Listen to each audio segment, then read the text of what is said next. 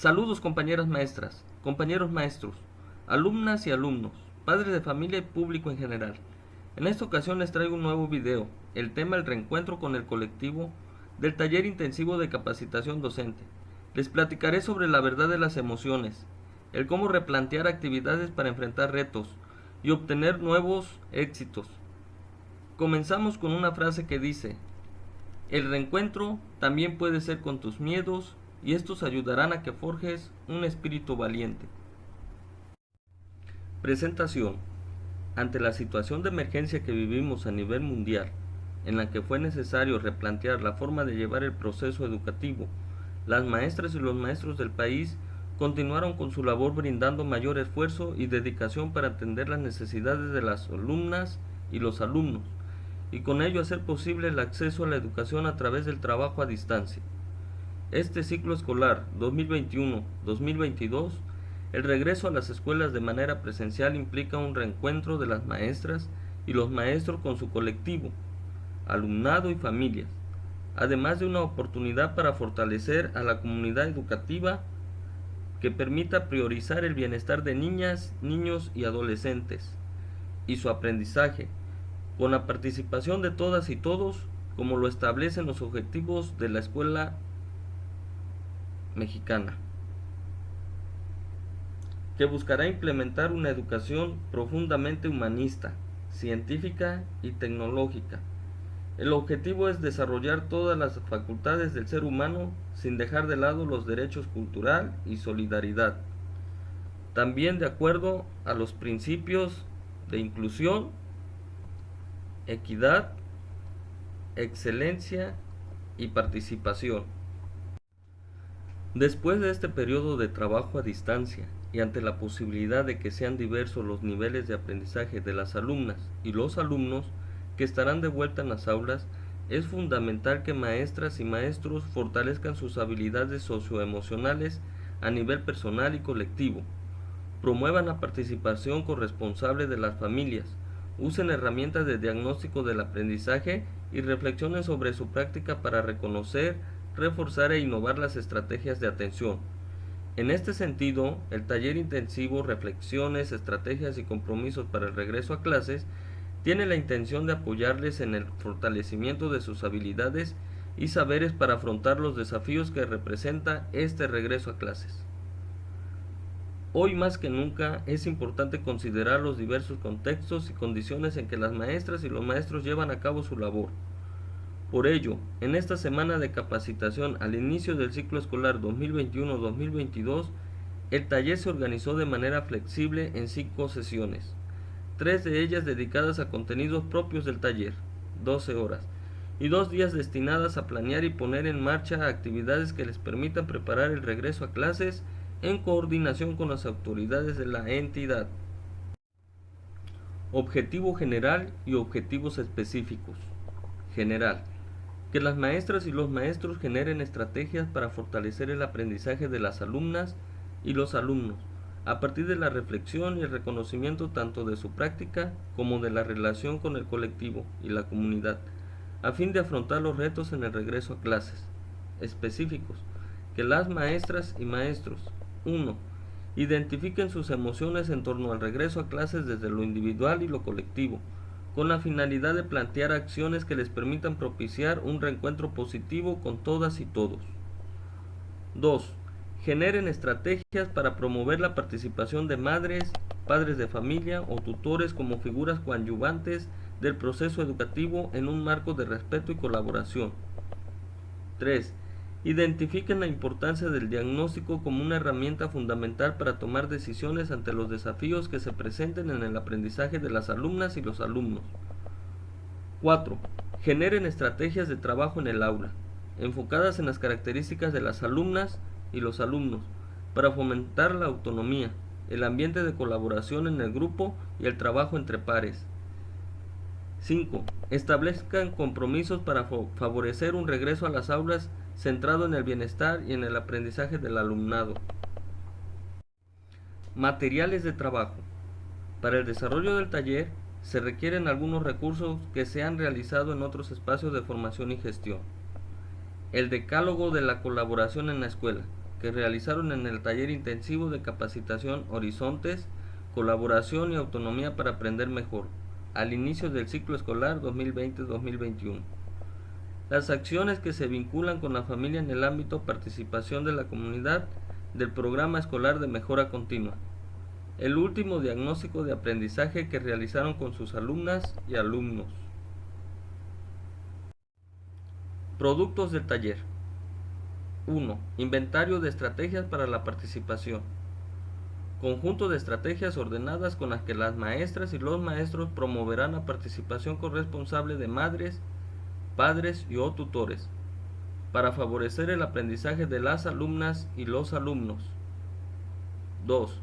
Esquema de información complementaria del diagnóstico.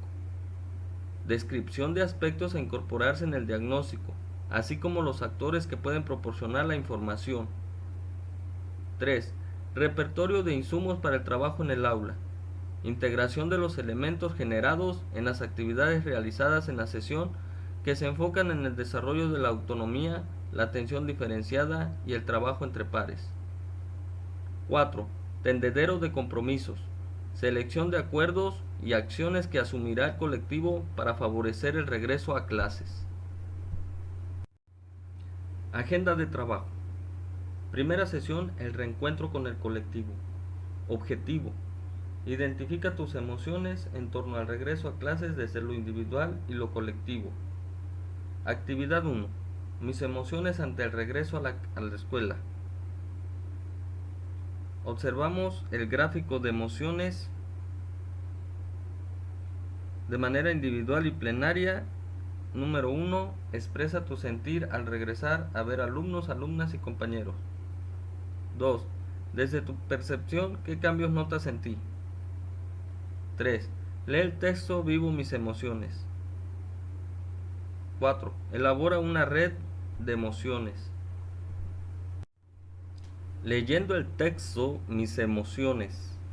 Hablar de emociones es algo a lo que muchas personas aún no están habituadas, ya sea porque se les enseñó que es algo privado o porque sigue existiendo en diferentes culturas la idea de que mostrar las emociones propias y hablar sobre estas es algo que nos hace demostrar vulnerabilidad ante el resto de las personas, o es una práctica que solo se lleva a cabo dentro de un ambiente terapéutico. Lo cierto es que identificar nuestras emociones, demostrarlas de forma adecuada y hablar sobre ellas son prácticas que contribuyen a mantener nuestra salud mental y las relaciones interpersonales. Pensemos por un momento en lo que sucede cuando nos preguntan ¿cómo te sientes? Tendemos a responder bien, mal o más o menos. Y dependiendo de la confianza con la persona que lo pregunta, podemos compartir un poco más. Sin embargo, en ocasiones no queremos o podemos hablar de lo que estamos sintiendo, pues no logramos identificar exactamente qué es lo que sentimos. No sabemos cómo expresarlo, no tenemos control sobre ello, o simplemente porque aprendimos que no es correcto hablar sobre esto. Si en este momento te preguntas, ¿cómo me siento?, ¿qué te responderías? Pero vamos paso a paso.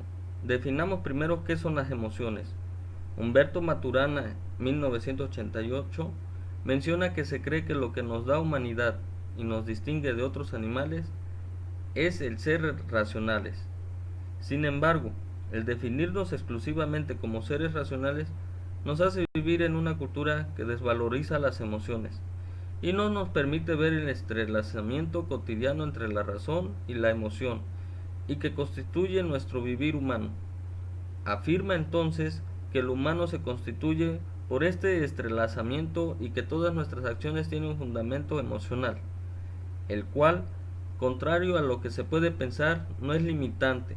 El conocer y reconocer la base emocional de nuestro actuar nos abre posibilidades de acción y comunicación que pueden enriquecer nuestro estar en el mundo. Paul Ekman, 2003. Concibe a las emociones como un proceso, un tipo muy particular de apreciación que se da de forma automática y que es influenciada por nuestro pasado evolutivo y personal, en la que percibimos que algo importante para nuestro bienestar está ocurriendo, por lo que se activa un conjunto de cambios psicológicos y conductas emocionales para afrontar la situación. En otras palabras, nos preparan para lidiar con situaciones importantes sin siquiera tener que pensarlo, ya que se dan de forma espontánea, lo que significa que no escogemos sentirlas, solo sucede automáticamente. Las emociones se activan a partir de un acontecimiento o estímulo que puede ser interno. Por ejemplo, un dolor de muelas, pensar en una situación determinada, imaginar un logro que nos hace ilusión, etc. Y externo. Vizquerra 2015. ¿Cómo ver discutir a dos personas o que alguien nos abrace y nos diga que nos quiere? Asimismo, la respuesta emocional tiene componentes fisiológicos: sentir el pecho apretado; conductuales, huir ante una situación que provoque temor; cognitivos, pensar que estamos en peligro; y experienciales, evaluar lo que sucede respecto a previas experiencias. Emoción y sentimiento ¿son lo mismo? Como podemos ver, una emoción es una respuesta a cambios que se generan interna o externamente. Cuando hablamos de sentimiento, nos referimos a la toma de conciencia de la emoción. Los sentimientos son dirigidos hacia una persona o un objeto. Por ejemplo, tenemos amor hacia una persona, rabia hacia alguien más o pena por la pérdida de un objeto con valor sentimental. La guitarra que te regaló tu papá al egresar de la escuela. Algunos ejemplos de sentimientos son el amor romántico, la amistad, el patriotismo, etc., a diferencia de una emoción que puede durar desde un minuto a varias horas. Los sentimientos pueden tener una larga duración en el tiempo, incluso todavía la vida. Vizquerra 2015. ¿Hay emociones buenas y malas? Cuando hablamos de las emociones, tendemos a separarlas en positivas y negativas. Consideramos como positivas aquellas que nos causan placer y como negativas las que generan displacer. Erróneamente hemos aprendido que es mejor no experimentar ni expresar estas últimas, y las hemos etiquetado como malas. Vamos a revisar cuál es la clasificación de las emociones, la función que tienen para nuestra vida y si pueden considerarse malas o buenas. Lazarus, 1991, citado en Vizquerra 2015, propone la siguiente clasificación de las emociones. Emociones negativas. Son experimentadas ante acontecimientos que son valorados como amenaza, pérdida, una meta bloqueada, dificultades que surgen en la vida cotidiana, etc. Emociones positivas. Se experimentan ante acontecimientos que se valoran como un avance respecto de los objetivos personales centrados en asegurar la supervivencia y progresar hacia el bienestar. Emociones ambiguas. Pueden ser positivas o negativas, según la circunstancia en la que se presente. Por ejemplo, una sorpresa puede ser positiva o negativa según lo que la ocasione. La esperanza se experimenta ante algo que ocasiona sufrimiento y que confiamos que se podrá superar.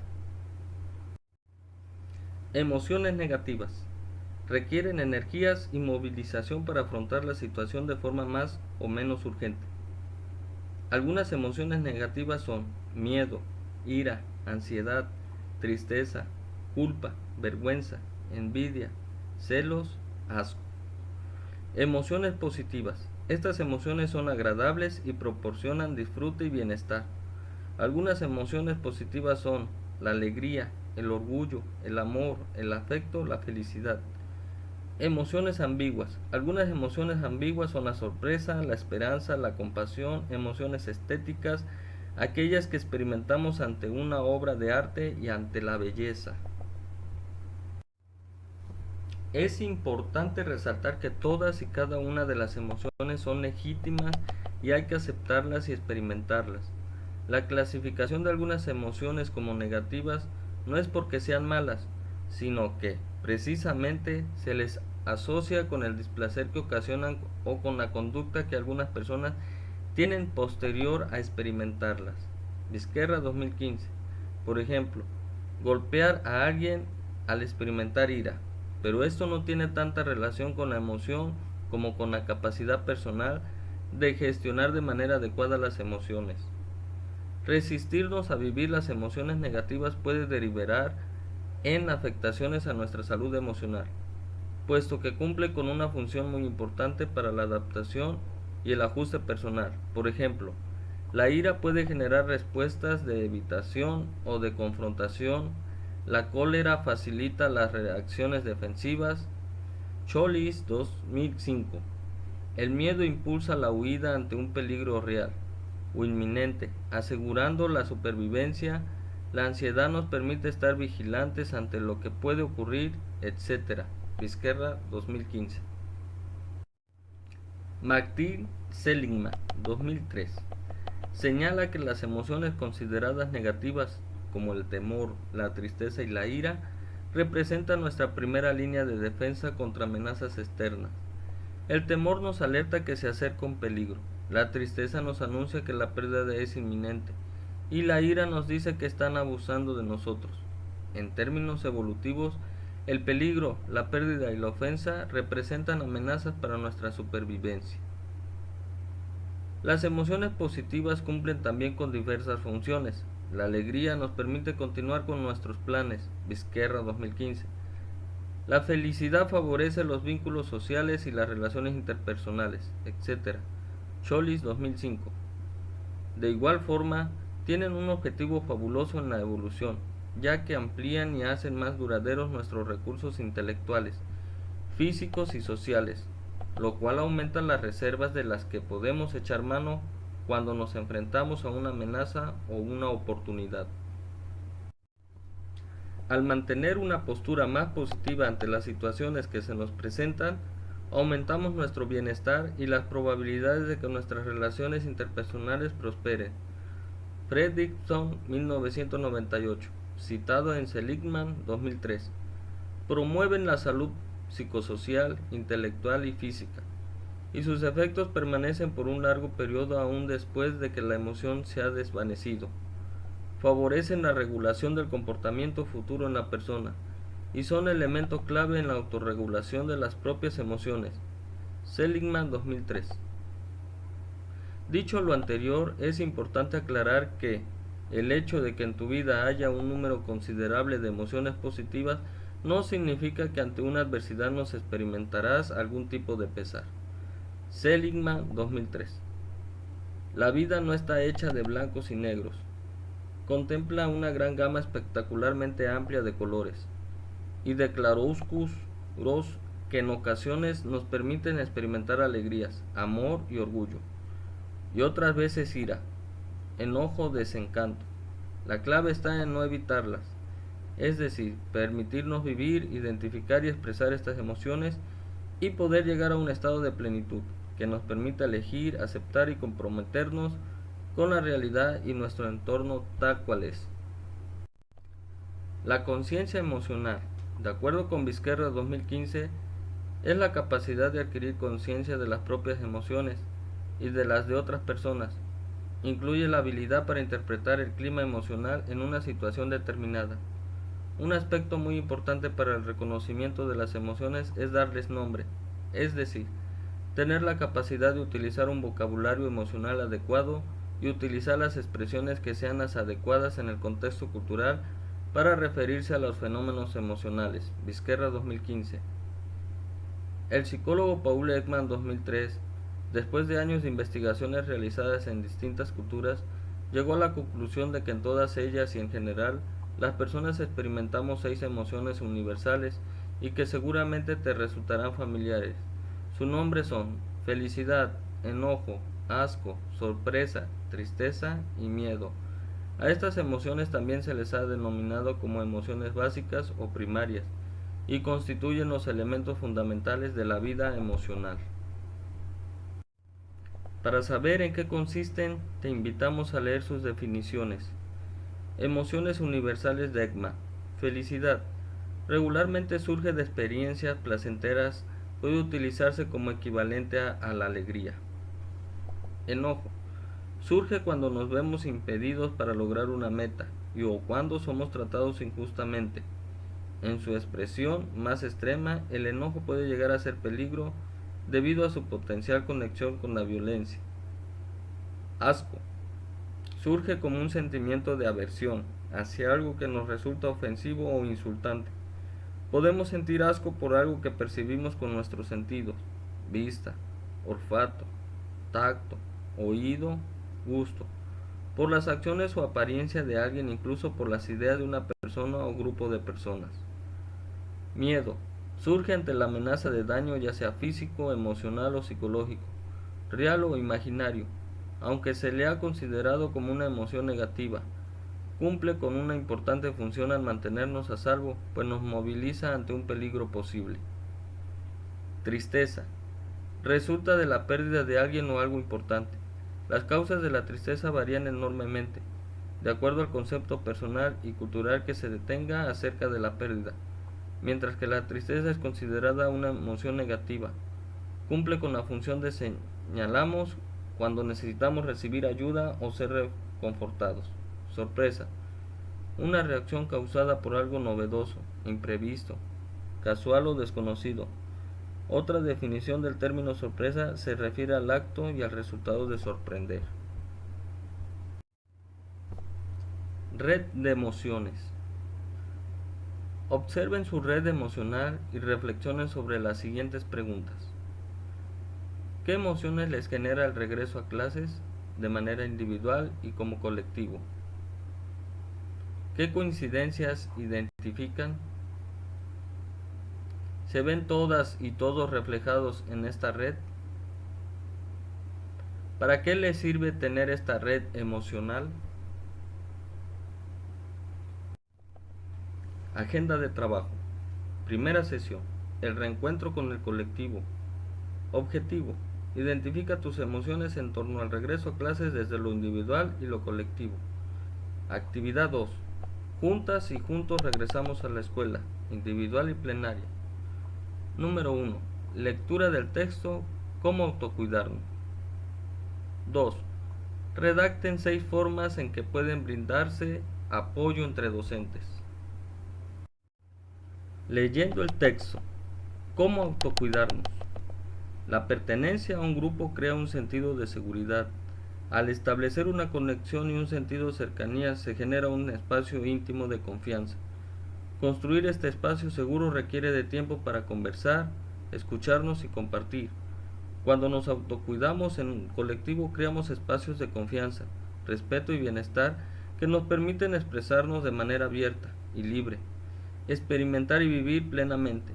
Intimidad procede del latín intus, que significa dentro. Lo íntimo es ese espacio en que guardamos lo que somos, lo que nos emociona, lo que nos preocupa, lo que nos avergüenza o nos enorgullece de nosotros mismos.